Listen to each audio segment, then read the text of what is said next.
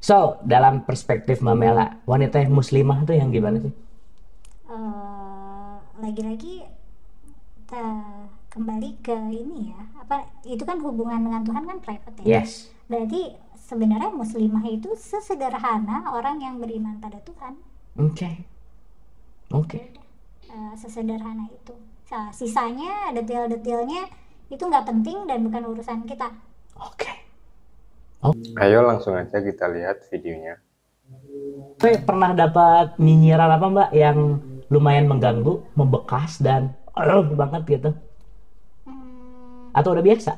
Relatif udah biasa, tapi yang Awal-awal ada kaget dong. kagetnya nggak nggak kaget karena kebanyakan tuh nggak nyambung sih. Jadi lebih ke bukan kaget ya, lebih ke frustasi. Aku mikir apakah delivery aku salah gitu, maksudnya ternyata yang aku kan maunya penyampaian aku nih nyampe nih audiens paham, tapi kan ternyata audiens nggak paham. Jadi aku lebih banyak self kritik kayak apa yang salah di penyampaian aku gitu. Lebih di situ. Terus sama kaget, sebenarnya kayak lebih aneh aja sih. Lebih ngerasa hah kok gini gitu. Cuman kalau pernah yang lumayan sedih mah itu tapi emang jahat sih. Jadi belum lama waktu itu belum lama almarhum abahku meninggal, terus ada yang komen apa ya,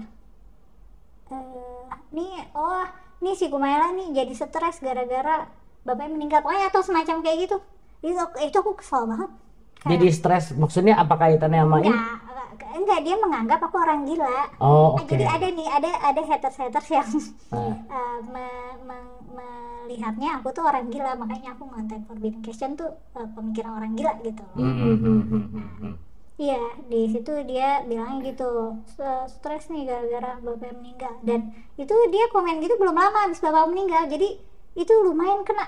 Kayak aku marah gitu. Tapi biasanya sih selain itu aku ngadepin komen sih relatif biasa aja ya. Oke. Nggak dirasa-rasa. Tapi kalau ngelihat dari komentar-komentar let's say di Forbidden Question atau dengan konteks ini, mana yang lebih banyak negatif komen atau positif komen?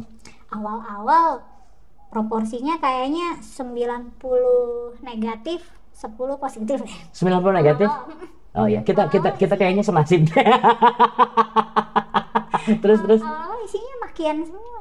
Cuma kesini kayaknya penerimaannya lebih bagus kok. Iya. Mungkin juga karena aku udah nyampeinnya cukup banyak gitu. Kalau beneran orang nyimak, dia bisa menyimak dengan lebih komprehensif juga gitu. Tapi kan, sorry ya, sepengalamanku adalah masyarakat kita tuh kan tidak suka berdialektika gitu. Tidak suka. Ya kan? Sukanya Judgment. benar. Ya kan? Nah, apa pandangannya Mbak Kumaila tentang dialektika dan judgment tentang masyarakat yang luas ini dari konten-konten itu? Lebih banyak yang judgment langsung gitu. Kan gini contoh-contoh. Banyak yang tiba-tiba, wah gini, nggak ada, kan kayak kita ngomong tabayun ya. Nanya dulu kek, ngobrol kek, ke sumbernya. Langsung aja, wah ribet gitu. Dengan persepsinya dia, kenal nggak gitu. Nah, Kadang malah suka ngarang. Ini gua tahu nih si Kumaila ini stres soalnya dia ditolak sama cowok Habib atau apa gitu. Gak ada. Ini ngarang-ngarang yang di generate sendiri. Kadang kreatif. cowok Habib lah. Iya oke sih. Pernah ditolak sama Habib gitu. Terus kalau aku konfirmasi satu-satu capek. Kayak ya Harusnya bikin press con. Yang ada aku yang nolak gitu ya. ya udah. Ya, oke. Dan sekarang juga kan let's say ya, sorry banget kalau kita ngomongin wanita muslimah gitu. Kayak pakai batik tuh kayak yang aduh kayaknya nggak muslimah banget gitu ya dalam tanda petik, karena yang ngelihatnya ya balik lagi ke sudut pandang yang sempit gitu. So, dalam perspektif Mbak Mela, wanita yang muslimah tuh yang gimana sih? Lagi-lagi kita kembali ke ini ya, apa itu kan hubungan dengan Tuhan kan private ya. Yes. Berarti sebenarnya muslimah itu sesederhana orang yang beriman pada Tuhan. Oke. Sesederhana itu. Sisanya detail-detailnya itu nggak penting dan bukan urusan kita. Oke. Dan misalnya kayak batik gitu ya.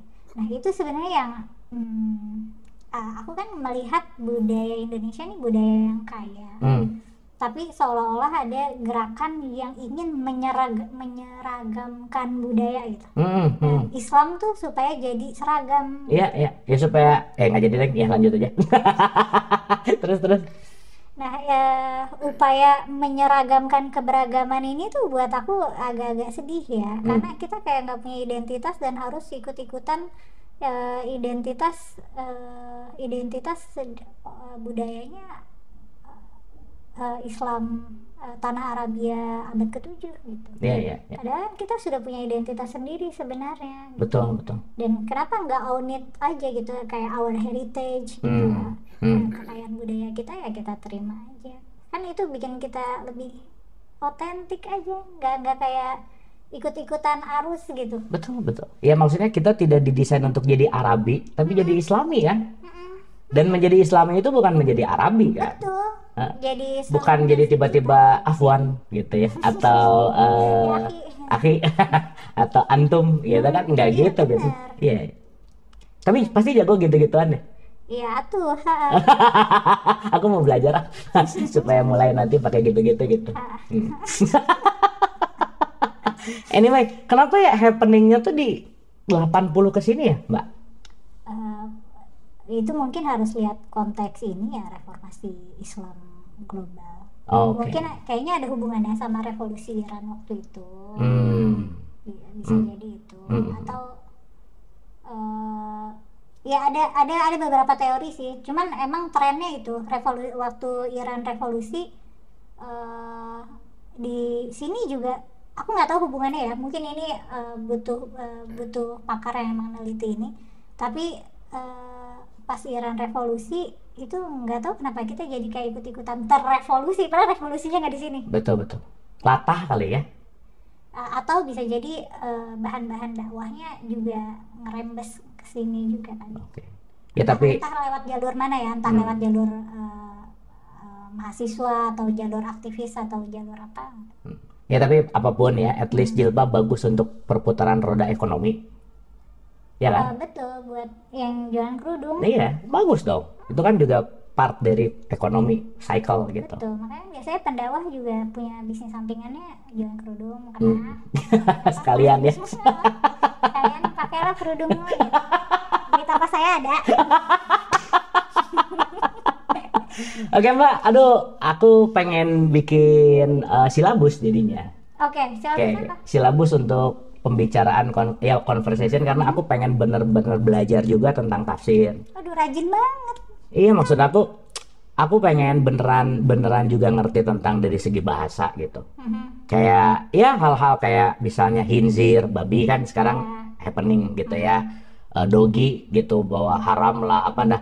Itu kan juga part-part yang saya rasa supaya kita juga mendalami secara bukan dari hanya dari hanya istilahnya, tapi kita tahu secara epistemologinya gimana, ontologisnya gimana gitu. Dan saya rasa once itu membuka paradigma kan kita jadi belajar terus gitu, nggak kaku gitu loh Mbak. Iya, tapi takutnya ada yang komplain, kenapa belajarnya sama Kumaila, belajar tuh sama Ustadz siapa gitu. Loh kan belajar sama siapa aja ya, bener nggak? Iya, saya memegang teguh statementnya Imam Ali. Apa tuh? Undur makola wala tandur makola.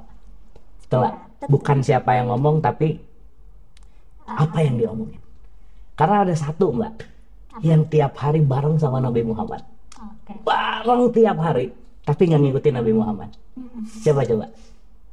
Siapa? Untanya ya. Kan tiap hari bareng.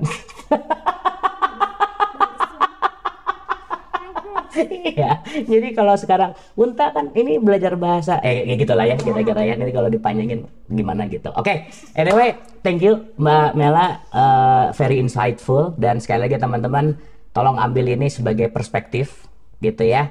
Dan ini adalah sebuah keotentikan yang dilakukan oleh seorang Kumaila, dan saya rasa hidup ini adalah perjalanan dan pembelajaran gitu, bahwa kita tidak bisa cepat menilai sesuatu dari skup yang sederhana, nggak bisa cepat-cepat ngejudge sesuatu dari hal yang hanya glimpse gitu.